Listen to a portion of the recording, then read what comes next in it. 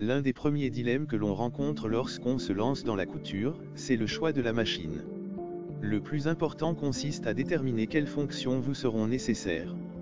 Il n'est pas utile de partir sur un modèle trop sophistiqué si vous n'êtes pas certaine que la couture vous plaira.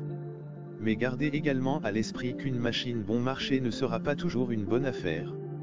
L'idéal c'est à la fois une machine simple d'utilisation et proposant suffisamment de possibilités pour vous permettre de progresser. Pour bien choisir sa machine à coudre, il est important de prendre en compte ses désirs créatifs et le temps que l'on souhaite y consacrer, occasionnel ou régulier, reprise, habillement, décoration, patchwork, broderie ou encore le type de tissu que l'on souhaite travailler. Vos projets vous guideront dans le choix de votre machine à coudre.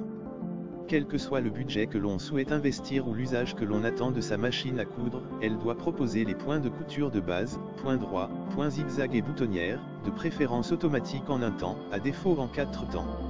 Attention, la mention « boutonnière en 4 temps » signifie que vous devez changer 4 fois vos paramètres de couture afin de coudre les 4 côtés de la boutonnière. Sur une chemise, cela peut être fastidieux.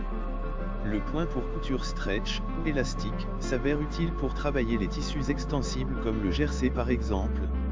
Enfin, le point de surjet, aussi appelé point overlock, permet de réaliser des ourlets de bonne facture, même si un point zigzag serré près du bord peut aussi faire l'affaire.